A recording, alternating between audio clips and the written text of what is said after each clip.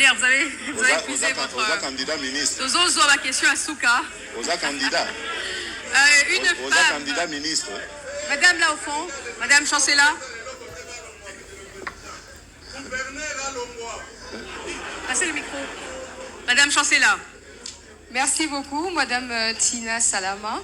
Excellence, Monsieur le Président de la République, bonsoir et merci. Où est-ce qu'elle est cette brave dame là? Je suis là, Excellence. Je ne vous vois pas. Où est-ce qu'elle est? Ah, mais voilà. Oui. Maman Chancela, comment ça va? Très bien. Mais nous allons encore piétonne, j'espère qu'il y a un Merci, Excellence.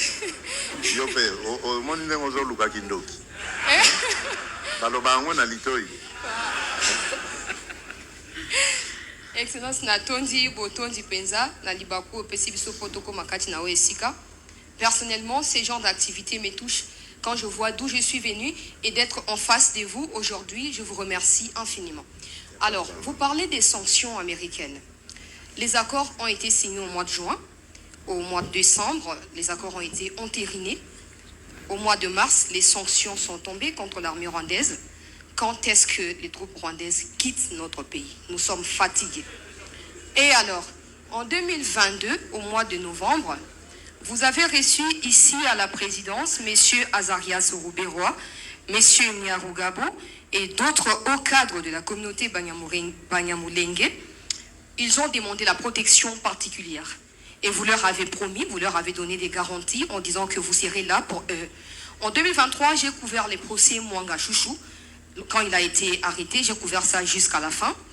Et après ces procès, Azarias Ruberwa et Nyarugabo ont également quitté les pays. En 2023, vers le mois de juillet, Africa Intelligence va publier un article dans lequel il va révéler que Nyarugabo et Azarias Ruberwa, en fait, les FBI et les services de renseignement congolais ont travaillé sur les financements que reçoivent les Red Tabara et les Tuiranéo dans le haut plateau des Minembwe.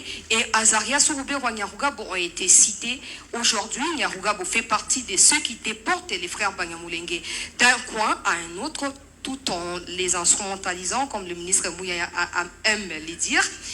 Monsieur le Président, êtes-vous déçu d'avoir placé votre confiance dans ces leaders qui manipulent aujourd'hui certains compatriotes au point que ça ne va pas? Il y a des morts qui sont comptabilisées.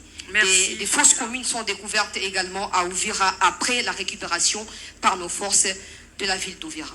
Et j'aimerais aussi, Maman Tina, s'il vous plaît, vous informer que dans les sud d'Ubangi, il y a les Mbororo qui commencent. En 2017, on a vu ça ici dans l'ouest de Kinshasa. Aujourd'hui, on parle des Mobondo. À l'équateur, il y a des Mbororo qui se promènent avec des vaches, qui commencent à récupérer des parcelles qui ne leur appartiennent pas. Je précise dans le nord et dans le sud d'Ubangi. Merci. Merci bien. Merci, maman. Merci beaucoup. Ah, mais vous voyez que vous êtes très apprécié, hein? C'est le comité de soutien qui est donc derrière. en fait,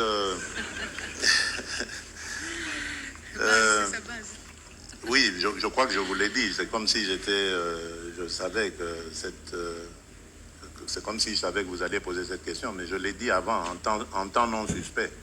J'ai parlé de cette manipulation rwandaise via les Red Tabara qui consistait à taper sur la communauté Banyamulenge et faire croire que ce sont les communautés... non, mais je cherche les Maïmaï, mais je cherche les noms, les Fouliro, les Bembe et tout ça, qui faisaient ce genre de choses. Mais c'est justement ce qui explique ce côté cynique de cette politique. Je ne vais pas citer les noms, mais j'ai eu en tout cas à faire part tout récemment, l'un de ceux que vous avez, dont vous avez cité le nom là. Il y en a un à qui j'ai écrit un message salé pour lui dire ces choses-là, qu'il soutenait une cause cynique contre sa propre communauté.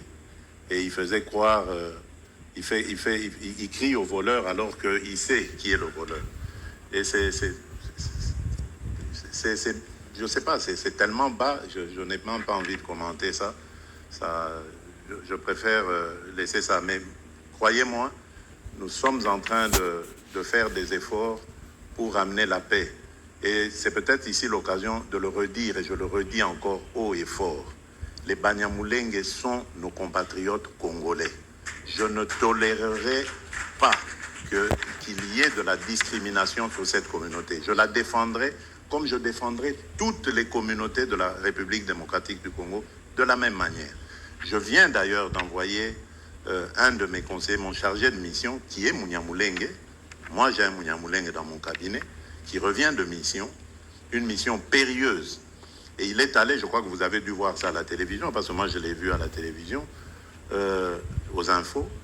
Il est allé à Bibokoboko, dans les hauts plateaux. Il est allé à Baraka. Il est allé, j'oublie l'autre patelin. Il a rencontré toutes les communautés.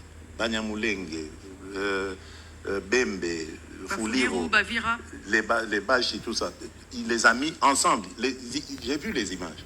Il les a mis ensemble. Il leur a prêché la paix. Et il y avait même là un de ceux qu'on dit, qu'on donne comme un anti-Banyamulenge, etc., le fameux Yakutumba. Yakutumba était là. Lui aussi, il a donné un message de paix. Donc il y a un espoir qui renaît dans cette partie du pays, que seul le Rwanda est mécontent de voir. Le Rwanda et ses supplétifs que vous avez nommés là, qui sont, eux, chargés d'agiter justement cette paix, de la bouleverser, de la perturber, pour que le massacre des Banyamulenge continue et qui puisse le justifier. Vous vous souvenez, lorsque nous avons repris la ville d'Uvira, une manipulation avait été faite pour que tous les Banyamulenge vident les lieux et qu'on brandisse cela comme un prétexte pour dire, vous voyez pourquoi on fait la guerre? Parce que les Banyamulenge sont maltraités. Dieu merci, beaucoup sont restés, j'ai donné des instructions, on ne touche pas, on n'a pas touché, et aujourd'hui, ils sont contents. Et chose bizarre, ceux qu'on avait entraînés dans des manipulations sont en train de demander à rentrer à Uvira. Mais ils sont prisonniers. On les a gardés prisonniers de l'autre côté parce qu'ils ne veulent pas qu'ils retournent. Donc vous voyez que cette guerre, c'est une guerre qui nous a été imposée pour d'autres raisons. Cette haine entre les communautés, elle a été suscitée pour justifier certaines choses. Et donc, ça, je ne peux pas l'accepter. Je me battrai jusqu'à ma dernière énergie pour mettre fin à ça et permettre aux communautés congolaises de vivre en paix. Parce que c'est ça qui est notre vocation. Le Congo a toujours été un pays de paix. Ces choses-là, nous ne les connaissions pas. Nous, quand on grandissait, on a grandi avec des amis Banyamulenge et autres. On ne connaissait pas ces choses-là. Moi, j'ai su que j'étais Moulouba du Kassai quand j'avais plus de 10 ans. Et même pas dans des conditions de discrimination. Mais parce que, bon, lors d'une fête où je ne sais quoi, les gens, les chantres et tout ça, hein, ils vantaient la culture Louba. Et c'est comme ça, on a, non, tiens, c'est chez nous, ça. Donc, moi, j'ai jamais vécu dans cette haine. Jamais. Je ne sais pas ce que ça veut dire, ça. Surtout quand on est entre Congolais, je ne peux pas haïr un autre Congolais uniquement pour ses origines. La preuve d'ailleurs que ma femme, elle est de l'Est. Donc, et c'est vraiment dans notre famille qu'on est tous comme ça.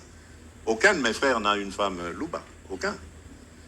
On a tous des femmes de la République, des Congolaises. Voilà.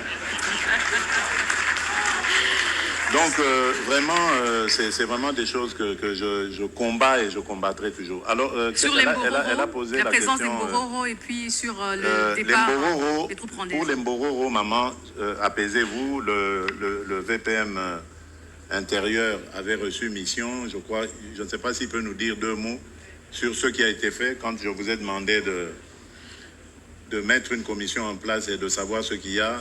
Allez-y, dites-nous en 2 mots. Merci, Excellence, Monsieur le Président, pour la parole.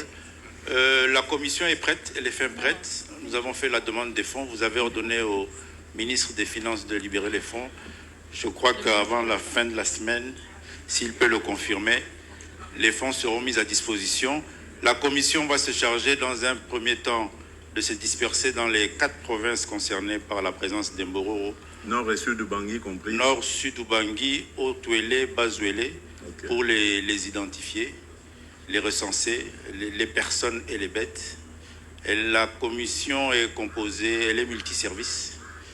Ministère de l'Intérieur, ministère de la Défense, ministère de Pêche et Élevage, Santé et les services de sécurité. Ceci nous permettra d'avoir les statistiques et l'identification des différents sites. Et par la suite, comme vous l'avez demandé, nous allons organiser un forum ici à Kinshasa qui va nous permettre de dégager la politique nationale sur la gestion des populations en transhumance présentes en République démocratique du Congo. Oui. Merci. Alors, ce phénomène, maman, il faut aussi expliquer que nous ne pouvons rien contre ça. C'est une résolution des Nations Unies. Les populations transhumantes, on a l'obligation de les recevoir.